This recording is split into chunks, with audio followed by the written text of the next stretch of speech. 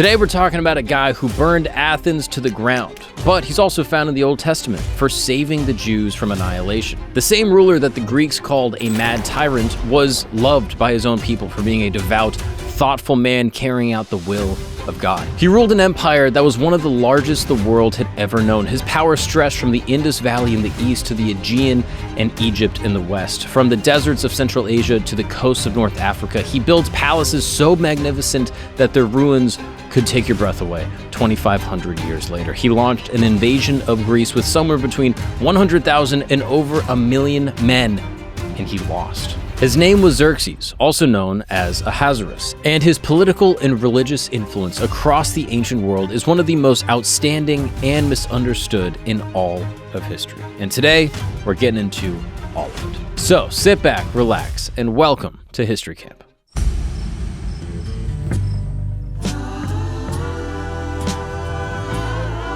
What's up, dude? Welcome back to History Camp. My name is Mark Gagnon, and thank you for joining me in my tent where every single week we explore the most interesting, fascinating, and controversial stories from all history forever. Yes, this is the place, this is the tent where I sit down every single week and try to understand everything that's ever happened. That's what I do here. And there's been a lot of stuff that's been going on. I don't know if you know this. For thousands of years, things have been going on. Things have been happening, and I'm just trying to catch up, you know? I only got here in the 90s. So here I am, diving into one of the most interesting and misunderstood leaders in all of history. But before we jump in, I just want to say thanks so much for tuning in. Every time you click on the content and you comment, you like, you really make my dreams come true. You keep the lights on in the campsite, and of course, you keep the fire burning. I also want to give a big shout out to all the people over at Patreon, patreon.com/campgagnon. That's the inner sanctum. That is the fire. And it is ultimately where people gather, you know? So if you're interested in getting closer, talking to like-minded people, and connecting with your fellow campmates, that's the place to do it, all right? And I hope you join us and become more like yourself. That is Camp Gagnon at patreon.com. Now, it's also not possible without my good friend Christos. He's over there at Patreon. How are you, Christos? Doing great. All right. Now let me ask you one more question. Okay. Whoa. I didn't even ask, dude. I didn't even ask. Have you been enjoying talking to the people over at Patreon? They're great. All right, okay. That's all we needed. Now, let's jump in to this guy, King Xerxes. All right. I've got a lot of comments. We did an episode, I forget which one it was, but it was on like Iran, and a lot of people were like, dude, you got to cover Xerxes, right? Like, it was just a bunch of comments over and over and over. Like, dude, you got to check out this guy Xerxes. So I was like, all right, let's. I've heard the name before. It's a sick name. If you meet a kid named Xerxes, you're like, oh, you are a Persian badass. It's going to be the name of my first son. Is it really? I think so. Dude, as a Greek, that is crazy work. What can I say? You can't do that. I'm not going to let you do that, all right? Because we're going to explain why that's funny later. But basically, this guy Xerxes is one of the more interesting and important leaders in all of ancient history. And today we're going through all the details of why. Now, again, I'm not a historian. This is just my research. So if there's anything I missed, please drop a comment. Let me know. Now let's jump in. So to understand Xerxes, you actually have to understand where he came from and who his parents and his grandparents were. So Xerxes actually inherits an empire known as the Achaemenid Empire. And it was, by almost every measure, the actual first true superpower in all of human history. But where does this empire come from? Well, it all starts with Cyrus the Great. This is Xerxes' grandfather. And in the mid-6th century, Cyrus united the Persians and the Medes and conquered Babylon and built an empire that stretched across the entirety of the Near East. Now, let me also say, this is 6th century BC. This is how long ago this was. And Cyrus was unique in the sense that he was actually loved by the people, which is pretty rare for ancient conquerors, you know. Typically, conquerors just destroy and, vanquish all the people of the towns that they're conquering. But Cyrus was a little bit different. He was known for his tolerance. For example, he conquered Babylon in 539 BC, and he actually freed the Jewish people from their captivity and allowed them to return to Jerusalem to rebuild their temple. And the Hebrew Bible actually calls Cyrus God's anointed one, which basically likens him to like this messianic figure in a way. And in Jewish and Christian history and theology, that's a massive deal. And then after Cyrus came Darius I. And this is the king who would basically take the empire to its peak. Now, Darius was a Persian noble who married Cyrus's daughter, Atossa. Atossa is one of the most prominent women in all of Persian-Iranian history. And it's interesting because Darius did not inherit the empire by blood, though he did belong to a different branch of the Achaemenid family. Now, Darius I was less of a conqueror and more of an administrator. He divided the empire into different provinces called satrapies, and each was governed by a satrap. And they basically answered directly to the king. And this was very unique for the time, because typically the king just had absolute control over everything. But this person, these satraps basically had regional control of different parts of the empire, almost like states in a way. And so it was a very modern, progressive governmental system. He also standardized weights and measures and coinage across the empire. He built the famous Royal Road, a highway stretching roughly 1,600 miles from Sardis in western Turkey all the way to Susa in modern-day Iran. And a royal messenger could travel the entire length in about a week using this relay system of fresh horses and riders. So as a result, a message could go from the Aegean coast to Susa in roughly 7 days. And this is something that no other empire on earth could match at the time. Even Herodotus, an ancient Greek historian, was blown away by this. He even wrote, "Neither snow nor rain nor heat nor gloom of night stays these couriers from the swift completion of their appointed rounds." Now think about that. If you're able to move information and, money and other really important things for running an empire across these massive distances faster than other people, you're just going to be able to grow faster. And now, if this system sounds familiar to you, it's because the United States Postal Service literally adopted a version of those words in their unofficial motto, inspired by a description of the Persian mail system from 2,500 years ago. Literally, the U.S. Postal Service, like the Pony Express type vibe, they were borrowing that message that Herodotus wrote about the Persians in their own messaging. It's crazy.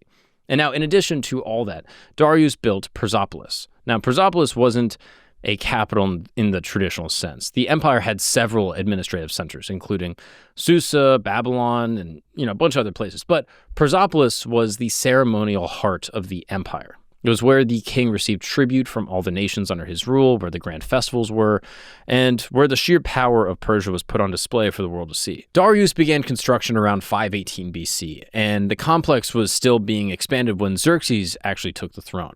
Now, Xerxes was born around 518 BC, roughly the same year that Persepolis was founded. His mother was Atossa, the woman that we mentioned before, daughter of Cyrus the Great, which meant that Xerxes carried the blood of both the empire's founder and its greatest administrator ever, Darius. He wasn't the eldest son, that was his half-brother Artabazanes, but Atossa was Darius's most important wife, and the fact that Xerxes was the grandson of Cyrus gave him a lot of legitimacy that the other princes simply couldn't match.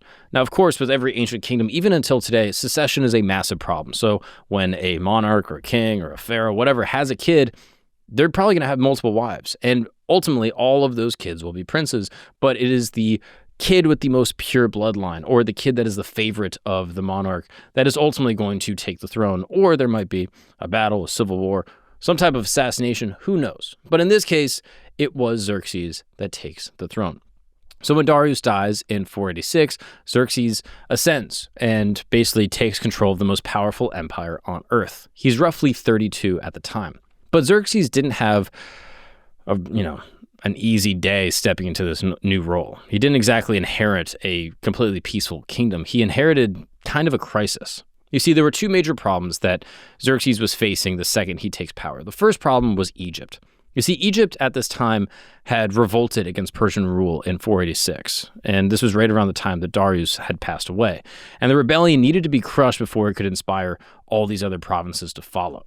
Now, Xerxes moved quickly. By 484, he had suppressed the Egyptian revolt with crazy efficiency, basically stripped Egypt of many of the privileges that it had actually enjoyed under Darius, and immediately installed his brother Echinocles as the satrap. This was a Xerxes that really understood that empires are held together by determination as much as they are by administration. The second problem was Babylon. Babylon had been a jewel of the empire, an ancient, wealthy, culturally significant city that both Cyrus and Darius had treated with great respect. But once again, Babylon revolted as well, possibly twice during the early years that Xerxes had the throne. And Xerxes' response to this rebellion was extremely harsh. Greek and other later sources claim that he damaged Babylon's main temple and carried off or potentially even destroyed the golden statue of Marduk. This was Babylon's chief deity. And this was an act that would have been seen as extremely sacrilegious to the Babylonians. And modern scholars are divided on this to this day. Some see the accounts as exaggerations or maybe misinterpretations, and so the ultimate fate of the statue is still debated. What isn't debated, though, is that Xerxes treated Babylon far more harshly than his predecessors had, and the city never quite recovered its former status within the empire. So Xerxes' empire was on fire, basically, and in the middle of putting out those fires, he returned to an old family grudge, and that's Greece. Sorry, Christos. Now, in 490 BC, Darius had sent an invasion, basically, across the Aegean Sea to punish the Athenians for supporting a revolt in the Persian province of Ionia. That invasion ended in humiliation at the Battle of Marathon, where a heavily outnumbered Athenian army defeated the Persians on the beach near Athens. Darius had been planning a second and much larger invasion right before he passed away. So Xerxes basically inherited this problem, that he couldn't accept this disrespect and this basically proxy war with the Athenians. And according to Herodotus, the primary Greek source for basically everything that follows in this story, Xerxes initially had no interest in invading Greece. It was his cousin, Mardonius, and other advisors who pushed him towards it, arguing that Greece's insult to Persian honor couldn't go unanswered. If we let them disrespect us, everyone's going to disrespect us, da-da-da-da-da. It was a whole thing. So Herodotus even describes Xerxes having troubling dreams that pushed him towards the invasion, as if, like, the gods themselves were demanding that he go do this. Now, we need to pause here real quick because we got to talk about Herodotus. Basically, he is the reason that we know most of what we know about Xerxes, but he is also the reason why much of what we know might actually be wrong. You see, Herodotus wrote his histories in the mid-5th century BC, and it remains one of the most important works of ancient literature. He's literally called the father of history by some people. But he was Greek, and he was writing for a Greek audience, and his account of the Persian Wars was inevitably shaped by Greek bias. In Herodotus' records, the Persians are often described as arrogant and excessive and foolish, and basically what you would describe an enemy as, while the Greeks are very, brave and clever, and they love freedom and all that stuff, right? So Xerxes in particular comes across as very emotional and impulsive and prone to these fits of rage, and according to Herodotus, he whips the sea when a storm destroys his bridge, like as a way to punish the ocean, and then he beheads his own engineers. He is, in short, everything that the Greeks believed a barbarian king would be. I mean, if you've seen the movie 300, then you know King Xerxes as this screaming tyrant who throws waves of soldiers at 300 Spartans. And, this is why that depiction exists, because it is a product of, Greek propaganda and filtered through 25 centuries of Western storytelling. Right. I mean, the victors always write history, as the saying goes. So, of course, if we have records from the Greeks, it's going to be their interpretation that shapes how we view their enemies. Right, Christos? Or the truth. Or maybe, all right, let's just see. All right. I would argue that the real Xerxes is probably more complicated. So, our boy Herodotus and our Greek sources are probably a little bit biased. Or... Correct. Okay, yeah. So we just have to consider this when we're referencing them, right? Now, the good news is that we do also have some Persian sources. Xerxes himself left inscriptions at Persepolis and at the Naksh-e-Rostam that basically paint a completely different picture. And in these descriptions, Xerxes presents himself as a very pious and deliberate ruler who's acting under the guidance of the, of Ahura Mazda, the supreme god of Zoroastrianism. He doesn't describe himself as a raging tyrant. Now, of course, what tyrant would describe himself that way? But he goes on to describe himself as righteous and maintains the cosmic order. And of course, these inscriptions are propaganda on the other side. They never mention the defeats, and they present the king as literally a servant of God. So in a way, they're kind of a counterweight to the Greek version and the records that we have from Herodotus. The truth is probably in between. So fast forward, Xerxes is getting ready for his invasion of Greece. Now, by ancient standards, what he puts together is incomprehensible, all right? So once again, Herodotus claims that Xerxes marched with 1.7 million soldiers, plus cavalry, plus a massive naval fleet. Now, virtually no modern historian takes that number seriously. They look at it and they're like, all right, it probably wasn't 1.7.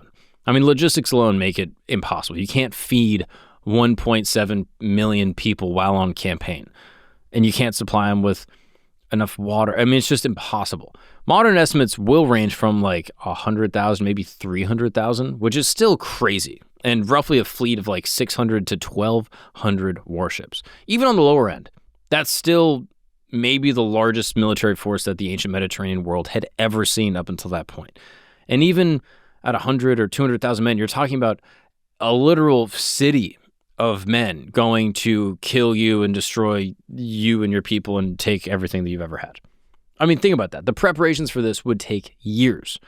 Now, Xerxes ordered a canal dug across the peninsula of Mount Athos in northern Greece. This is a massive engineering project that he designed in order to try and avoid some treacherous waters that had previously wrecked one of Darius's fleets. He also ordered 2 pontoon bridges to be built across the Hellespont. Now, the Hellespont was this narrow strait separating Asia and Europe. Today, it would be between Turkey and Greece, roughly. And each bridge stretched roughly a mile across open water. And then when a storm destroyed the first set of bridges, Herodotus tells us that Xerxes ordered the sea itself to be whipped 300 times and had chains thrown into the water as punishment. He was basically trying to punish the sea or the god of the ocean to send a message basically like, hey, don't mess with my stuff. And then he had the engineers beheaded and he built a new bridge. Now, did this actually happen? We don't know. Again, there is a biased record coming from Greek sources. It's the exact kind of story that the Greeks would have loved to have told about Xerxes or any other Persian king. Like, oh yeah, he got his bridge destroyed and he killed all his buddies. This guy's crazy, huh? So, again, we don't know. But even if the whipping story is embellished, the bridges themselves were probably real, and they were an engineering marvel. There were hundreds of ships basically lashed together side by side with planks laid across them to create a road that was wide enough for an army to march over the sea. It reportedly took the army 7 days just to cross. And then in the spring of 480 BC, Xerxes led his forces into Greece. What's up, guys? We're going to take a break really quick because I got to tell you a story. Imagine you're sitting in your house. It's cold outside. It's a little snowy. And you're like, man, I just want a panini. So you go and you order it, from DoorDash or something like that. And it never gets to you. You're looking at the app. You're like, dude, it's been 4 hours. Where's my panini? You're calling. No one answers. Well, this is a true story that happened. There was a woman, a client, that was working as a DoorDash driver, and she slipped and fell on an icy walkway outside of a Panera Bread in Fort Wayne, Indiana. She breaks her elbow, which leads to surgery and hardware having to get inserted into her arm. She can't work. And originally, she sues Panera, and Panera's like, okay, we'll give you like $125,000. But then the good people over at Morgan & Morgan fought for her and got her the $1 million verdict that she deserved. Yes. If you never heard of them, Morgan & Morgan is America's largest injury law firm. Yes, and they are that way for a reason. They've been fighting for the people for over 35 years. Now, I'll be honest, if I ordered, a panini and the woman gets paid $1 million because she slipped, I mean, it's a tragic thing to happen, of course, but I deserve a little bit of that. I should get a cut at least, right? I'm the one that ordered the panini. If I never ordered that panini, she never would have slipped, never got $1 million, which obviously she deserved. You know what I mean? But maybe next time she gets $1.1 million, I can get a cool 100,000 out of that. Regardless, all I'm saying is if you're ever injured and you are looking to get the money that you deserved, the compensation that is entitled to you from your injuries, Morgan & Morgan could be the way to go. Hiring the wrong law firm can be disastrous. I mean, you can be locked up in litigation. It's a nightmare. But hiring the right law firm could substantially increase your settlement. And with Morgan & Morgan, it's easy to get started. Their fee is $0 unless they win. That's right. Their fee is free unless they win your case. You don't pay you pay 0 cents unless they win your case. You can visit forthepeople.com/Gagnon, Gagnon. That is forthepeople.com/Gagnon, or dial #law. That's #529 from your cell phone. That's forthepeople.com/Gagnon, or click the link in the description below. And thank you so much to the good folks over at Morgan & Morgan for sponsoring this program and making this show possible with this paid advertisement. What's up, guys? We're going to take a break really quick because you know what time it is. It's time to level up, and Blue Chew just dropped something wild, okay? Blue Chew's been rocking with us from the beginning, so of course we have to rock, pun intended, with them, all right? And what they've just done is changing the game, all right? This is next level gold medal energy. This is Blue Chew Gold. If you've never heard of it, this is the newest innovation from the #1 chewable ED brand. All right, this isn't the little blue pill that your grandpa used. This is the 4-in-1 beast that is setting the gold standard for performance. We're talking 2 ingredients to keep the good times rolling, okay? Mixed with apomorphine and oxytocin that are going to turn up the arousal and the connections in your brain, as well as the ingredients to keep the blood flow, to keep everything pumping, okay? Blue Chew Gold dissolves into your tongue and works in as little as 15 minutes, and that means you're going to be rocking quicker and staying in the game longer. Let me just say, that's how we put this tent up every single episode. We give Christos a Blue Chew, and you know what? We have this tent rocking all year round, okay? That's what it takes. Now, I recommend this in a married Christian relationship, but you know what? You guys can do whatever you want. Blue Chew is the ultimate service to get you these chewables to your door in a discreet way to keep the bedroom on fire. And we have a special deal for the listeners of this program. You're going to get 10% off your first month of Blue Chew Gold if you use the code GAGNON, G-A-G-N-O-N. That's promo code GAGNON, G-A-G-N-O-N. You can visit bluechew.com for more details and important safety information. And thank you so much to Blue Chew for keeping the lights on and making this show possible. Now let's get back to it. The Greeks were terrified and unfortunately very divided. Many Greek city-states just submitted to Persia without a fight, offering water and food as tokens of surrender. And the ones who chose to resist, primarily Athens and Sparta, were vastly outnumbered. Their first line of defense was a narrow coastal pass in central Greece called Thermopylae. And this is the part that basically everyone knows if you've seen 300 or even ever heard about the story, or at least it's what people think that they know. You see, King Leonidas of Sparta took a small force of roughly 700 Greek soldiers, including his famous 300 Spartans. And he held the narrow pass against Xerxes' massive army for 3 days. The pass was so narrow that the Persians, even though they had this numerical superiority, they were basically meaningless against the Spartans and the other Greeks. They could only send a few men through at a time. And so the heavily armored Greek hoplites cut them down in waves. But this is what's really interesting, because the Battle of Thermopylae wasn't actually a Greek victory. A Greek trader named Ephialtes showed the Persians a mountain path that actually allowed them to outflank the Greek position. When Leonidas realized that they were surrounded, he dismissed most of the Greek army and basically stayed behind with, his 300 Spartans in order to fight. And unfortunately, they were annihilated. The cost of resistance was made clear when Xerxes went on to destroy the city of Plateau and Thespe and the homes of the allies who stood with Sparta. Now, Xerxes continued to march south, and Athens was directly in the path. But when the Persian army arrived, they found Athens nearly empty. The Athenians had already evacuated, so Xerxes ordered the city to be completely burned. The Acropolis, the sacred hilltop that was the heart of Athens and, all its temples and everything, was destroyed. This act would have had enormous consequences. I mean, burning Athens would become a rallying cry for Greek unity and eventually would serve as justification when Alexander the Great burned Persepolis over a century later. But Xerxes' triumph at Athens was even, shorter lived than that. The moment that would define the entire invasion basically came at sea during the Battle of Salamis. In September of 480 BC, the Athenian commander Themistocles lured the massive Persian fleet into the narrow straits between the island of Salamis and the Greek mainland.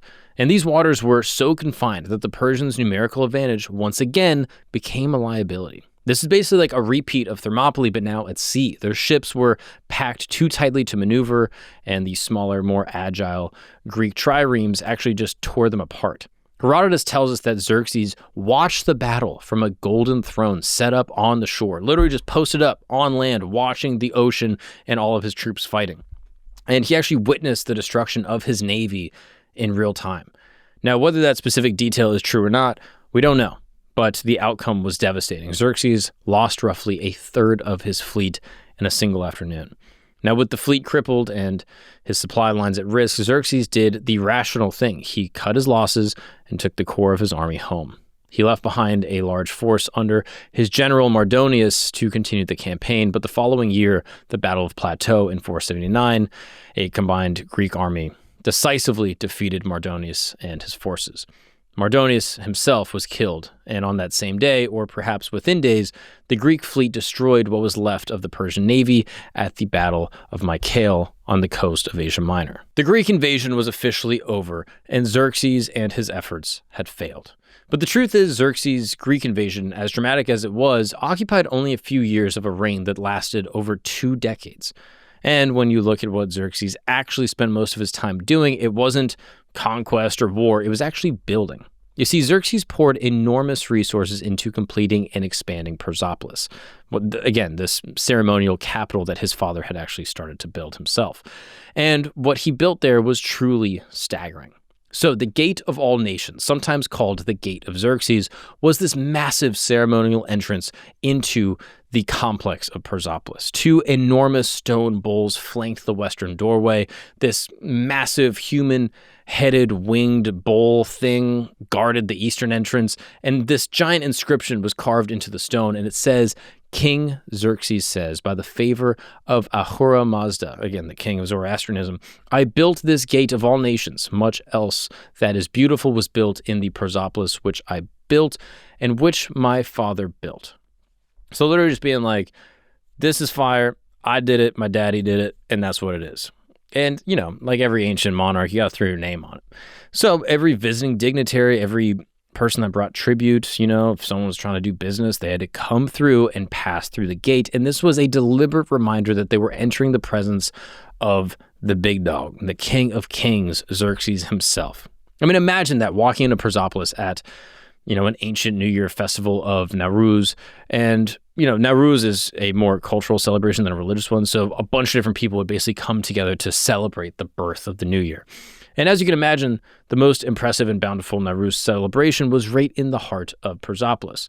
So you would have delegates from every single nation filing through the gate in their native dress, you know, Babylonian robes, or, you know, everyone would have their different thing. Ethiopians would have the ivory, you'd have incense and roasted meat, you know, all these different people talking different languages, you know, with these massive columns. And it wasn't just a palace, it was like this statement. It was like, we have the best festivals. It's everything you can imagine now, right? It's what you would do if you were having, you know, like Times Square, New Year's Eve.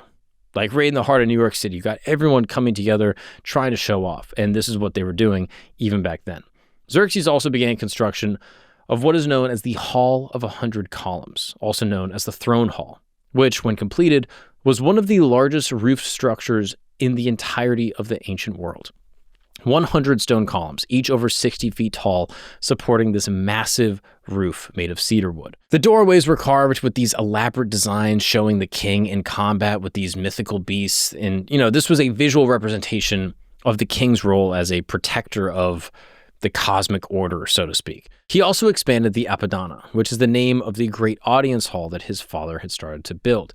He added to its magnificent reliefs, which depicted images of all the nations of the empire paying tribute to the Persian people and to the Persian king. And these reliefs, or, you know, designs rather, are some of the finest surviving examples of Achaemenid art. And they tell us something really crucial about how the Persians saw their empire. Unlike the Assyrians, whose palace reliefs glorified conquest and brutality, the Persepolis reliefs showed people coming willingly, bearing gifts, giving stuff from their homeland, dressed in their own native clothing. And the message here was that this is an empire that valued cooperation and diplomacy, not just domination and conquest. Now, whether this was actually true or if this was propaganda that was created by Xerxes and his royal court to basically paint himself in, you know, a more diplomatic and enlightened light, this is a different question. But either way, the art is extremely sophisticated and deliberate to try to present this image. Xerxes also built extensively in the cities of Susa and at Naksh-e-Rostam, where his eventual tomb was carved into the rock face of this massive cliff alongside the tombs of his predecessors, including Darius. Now, it's worth mentioning here that most of what we know about Xerxes as a builder doesn't come from written sources. It actually comes from the designs and the archaeological excavations at these sites. And the stones themselves kind of function as the best records. The point is this: if you know Xerxes from the Greco-Persian Wars, you're maybe only seeing like 10% of who this guy was. Again, he did do these wars that, you know, he won some battles, but ultimately lost these conflicts. But that's only a few years out of over 20 years of ruling. To his own people, he was a builder that was creating these massive cities and these giant structures. He was a patron of art and architecture and a king who expanded the physical and cultural infrastructure of one of the greatest empires on earth up until that point. Now, at this point, you've probably heard of Xerxes from, the movie 300, or perhaps you know him from another episode we did here on History Camp, or maybe you know him from a class you took in college. But you might have also heard of him in the Bible. Like the book of Esther, okay, in the Hebrew Bible or the Old Testament, you probably have heard the story of Ahasuerus. This was a great Persian king who ruled over 127 provinces from India to Ethiopia. Now, in the story, Ahasuerus throws a lavish banquet, gets rid of his queen Vashti for refusing to come dance for him and his guests, and so eventually he goes and marries this young Jewish girl named Esther, who, for her safety, has concealed her Jewish identity. When the king's right-hand man, this guy Haman, plots to exterminate all the Jews in the empire, Esther reveals her identity to the king and persuades him to shut down Haman and his plot in order to save her people. The Jews are then spared, Haman gets executed, and the event is commemorated on the Jewish holiday of Purim. Now, here's what's interesting. Most scholars believe that Ahasuerus is actually King Xerxes. A small number of scholars have suggested other identifications, but these remain minority views compared to the King Xerxes theory. And the evidence is pretty strong. The Hebrew name for Ahasuerus is widely considered to be a Hebrew rendering of the old Persian name Xerxes, which is the Persian form of Xerxes. The Greek name Xerxes comes from the same Persian original, just filtered through, like the Greek alphabet and the Greek language basically instead of Hebrew. Also, the Bible's description of Ahasuerus and his empire stretching from India to Ethiopia, with its capital being Susa, matches the Achaemenid Empire under Xerxes perfectly. I mean, the lavish banquets, the sprawling bureaucracy, the system of royal decrees sent to all the provinces with like a road and Pony Express, all that fits what we know about Xerxes and the Persian court at the time. The timeline also works here. The book of Esther places its events in the 3rd year of Ahasuerus' reign for the initial banquet and the 7th year for Esther's selection as queen, which would correspond with roughly like 483 to 479 BC in Xerxes' reign. Intriguingly, that gap between the 3rd and 7th year is exactly when Xerxes was away leading his invasion of Greece. Some scholars have suggested that the search for a new queen began after Xerxes' return from his failed Greek campaign, which would then explain the timing perfectly. But, and this is important, not every scholar agrees on this, and the identification is not without problems. So, for example, the Book of Esther has no corroboration in Persian records. There's no mention of a queen named Esther or Vashti in any Persian inscription. Though, frankly, that isn't necessarily surprising. A lot of Persian royal inscriptions don't typically discuss the king's personal life and, his romance in that kind of way. Herodotus, the Greek historian, named Xerxes' queen as Amestris, not Esther or Vashti, though some scholars have tried to connect Amestris to, some of these other names like Esther or Vashti through some linguistic studies. But again, it's not really conclusive. There are also historical controversies. So, for example, the Book of Esther describes Ahasuerus issuing a decree allowing the Jews to defend themselves and kill their enemies throughout the empire. This would have been a massive empire-wide event that would have left some trace in Persian or Greek records. But there's nothing. The story has literary features like these dramatic reversals and symbolic names, and almost like a plot structure you would expect from like a book or like a novel or something, that have led many scholars to consider Esther as a historical novella, a story set in a real world, but is shaped into a festival origin tale for this holiday of Purim, rather than like an actual event. Again, this is contested and debated by historians.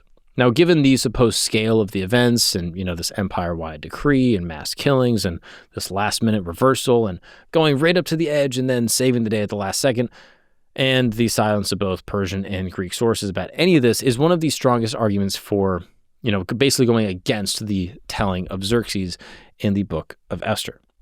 Now, the scholarly consensus, if there is such a thing, is something like this. The Book of Esther is set in against a broadly accurate backdrop of a Persian court under Xerxes.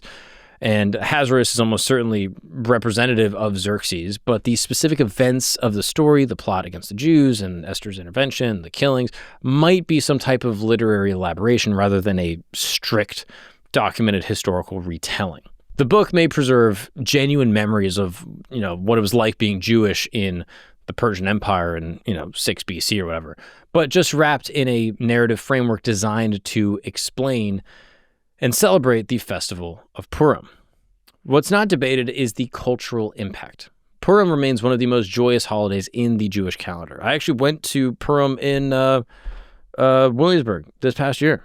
I pulled up. It's a massive party. There's lights and trucks with music. It's a celebration of survival and a community saved by destruction at the last minute, all that stuff. And at the heart of that celebration is a Persian king who, whether the details are historical or literary, represents the complex relationship between the Jewish diaspora and the empire that both ruled over them and at times may have even protected them. So, just an interesting detail, and I think worth mentioning if we're going to do an episode on Xerxes. So, religion is a huge part of, Xerxes' reign. He was very much into religious freedom, and he himself is even referenced in the Christian Bible and the Jewish, Hebrew Old Testament. But now let's take a look at the final act of Xerxes' life. After his Greek campaign, Xerxes largely withdrew from, military adventurism. He wasn't going out on campaigns, and the last 15 or so years of his reign are kind of poorly documented. The Greek sources lose interest once, the Greco-Persian Wars end, and the Persian inscriptions tend to focus on the building projects rather than his day-to-day life or the monotony of his reign or the political narratives around his time. What we do know is that Xerxes continued to rule the empire, continued to, build massive structures, and appears to have maintained the basic administrative structure that his father had established. The empire didn't collapse after the Greek defeat. It was actually the opposite. The Achaemenid Empire would endure for another century and a half, all the way up until Alexander the Great actually destroyed it in 330 BC. But Xerxes' end was unfortunately very violent. In 465 BC, Xerxes was assassinated in his own palace, and the details here, once again, will vary depending on the sources. Ctesias, a Greek physician who later served at the Persian court and wrote a history called Persica, gives us the most detailed account, though Ctesias is generally considered less reliable than Herodotus. According to the most common version of the story, this is basically what happens, all right? The commander of the royal bodyguards, basically, this guy named Artabanus, conspired to kill the king. Some accounts say that Artabanus murdered Xerxes in his bed at night. Others provide a more elaborate conspiracy involving eunuchs and palace intrigue. And even Aristotle tells another version in which Prince Darius, who was Xerxes' eldest son, was killed first, and then Xerxes, which is a reversal of the normal sequence of events. Regardless, these conflicting accounts of Xerxes' death remind us how murky history gets when different sources have an agenda. Honestly, it's kind of like how the news still works to this day. The story of what we're told really depends on who's telling it and when and why. What happened next was, unfortunately, a bloody power struggle. Artabanus apparently tried to manipulate the succession, possibly attempting to take the throne himself. He reportedly told Xerxes' son, Artaxerxes, that the murder had been committed by his brother, Prince Darius, prompting Artaxerxes to kill his own brother. You see what's happening? The bodyguard murders Xerxes and then tells the prince basically, hey, it was actually one of the other princes, you should take him out. So then when Artaxerxes eventually discovers the truth, he then kills Artabanus. I mean, it's this what a mess. And then Artaxerxes the first takes the throne and then would rule for over 40 years. He's actually the Persian king who appears most frequently in later books of the Hebrew Bible, like the book of Ezra, Nehemiah. They both mention Artaxerxes in connection with the rebuilding of Jerusalem. And then Xerxes was buried at Naksh-e-Rostam. This is basically like a tomb cut into a cliff face alongside his father Darius. The tomb's facade shows the king standing on a platform supported by representatives of all the people of his empire, with the winged symbol of Ahura Mazda, again, that god of Zoroastrianism, hovering above, and a final statement of legitimacy and divine favor, basically frozen for eternity. The image of the tyrannical Eastern king drowning in luxury while his subjects are all suffering kind of became a stereotype in European thought. And I think a lot of this comes from Herodotus, Greek sources, the legacy of Xerxes, probably the Bible to an extent, and of course Alexander the Great. If he's going to destroy a kingdom, we need to have a good justification. So as a result, a lot of our understanding of Xerxes has been framed in this lens. But modern scholarship has been pushing back on the narrative for a long time. The Achaemenid Empire, far from just only being, a brutal tyranny, was in many ways one of the most progressive large-scale governments in the ancient world ever. I mean, it practiced religious tolerance mostly. It allowed people within the empire to maintain their own language and customs and local governance. It was building roads and had a postal system and standardized commerce and coinage and all that stuff, and really maintained relative peace across a massive piece of territory, going all the way from the Indus River to the Aegean Sea. Some modern writers have even held up the Achaemenid policies, like allowing subjects to keep their language and their own religions, as a distant ancestor of later ideas about imperial pluralism and human rights and all that kind of stuff. Now, that might be overstated, but it does highlight how different Persian rule could look compared to a lot of Greek city-states where democracy was limited to only dudes that had land and slavery was everywhere, that kind of stuff. Now, this doesn't mean that Persia was, a modern liberal state, but it does mean that the, Europe good, people over there bad, tells us a lot more about kind of how later politics was kind of written for American and European audiences. And Xerxes himself was neither the monster that the Greeks describe or the flawless king that was doing God's will that he would claim. He was a ruler of this enormous empire and was dealing with rebellions and conquest and wars and construction and religious policies and all sorts of stuff, and of course assassination. And he was doing it all at the same time. So of course he made decisions that were sometimes good and some that were terrible. He won some battles, he lost some others. Just like every ancient leader, it's not just all one way. So in other words, he was human. And unfortunately, with Xerxes being reduced to a caricature, the villain to the Greeks, right, Christos? Big time. All right. The Greeks needed a tyrant to basically make a meaningful victory, right? If Alexander the Great's going to go in there and destroy a whole city, they got to be bad people. The Bible needs a powerful king to make Esther's courage look so extraordinary. Hollywood needs a spectacle. And as a result, underneath all of those layers of storytelling is the real king. The guy who actually built this massive gate of all nations and had these massive festivals and prayed to, Ahura Mazda, the Zoroastrian deity. And a lot of that was almost lost. And maybe that's kind of the lesson, that history, as we know, doesn't belong to the people who live it. It belongs to the people who tell it, and that is typically the people who win. So maybe it's time we try to, listen to the actual people. But that, my friends, is an abridged history of the life of the Persian king Xerxes. I mean, pretty interesting. Christos, do you have a different appreciation for this guy that, tried to destroy you and all your people? Well, we took him down, so I mean, we got to get back. Yeah. All right. Sort of. You lost to Thermopylae. You're not going to win all of them. See, I like that. You got bodied by a traitor, one of your own, that sold you guys out. See, that's what it took. It really does be your own sometime. You know what I mean? That's crazy. Damn. That's wild. Tried to tell you. Facts, right? Look at that. I mean, yeah, I think Xerxes is an interesting leader. I remember hearing about him, but it's just funny how, you get this caricature of someone in history, and then you're like, oh, yeah, this guy was, a warlord. And then you're like, oh, it was, 3 years he was doing some battling. And he was mostly just, posted up, building stuff, Lifespans were shorter then, so that's actually pretty long. It's decently long. All right, yeah, you're so hung up on some ancient war, dude. Get over it, You guys need to just stop. Ugh, the Greeks with your ancient history. We won. All right. What do you guys think? If you're Greek, let me know. Is Christos being crazy here? If you're Persian, tell me how dumb Christos is. Either way, as long as they're debating about you, that's, makes me smile. They're going to tell me I'm done anyway, so. I told you I see the AI inscriptions of the episode commentary, and it's the number one thing. It's some severe negative discourse over Christos's continual interjections. But the AI does think I'm a co-host, that is nice. Step up. I mean, you are basically. Look at us. I mean, you'll never get a camera as long as I live. But I mean, it's not bad. We have a camera right here. No. I think it's broken. I'm almost positive it's broken. Anyway, please drop a comment. Let me know what you think. If you guys like more history stuff, great news. We do these episodes every single week. We also have Religion Camp, where we deep dive on all the religious topics of the day. We also do Camp Gagnon, the main channel, where we do deep dives on all sorts of crazy stuff and interviews with people way smarter than me. And then, of course, we have Patreon, patreon.com/campgagnon. We got the camp merch site, Camp R&D. I'm also on the road, Mark Gagnon Live. I'm hitting a bunch of places at the end of this year with a brand new hour that I really hope you guys are going to like. And as always, if you just rock with History Camp, great news. We do these every single week, and I will see you all in the future to talk about the past. Peace.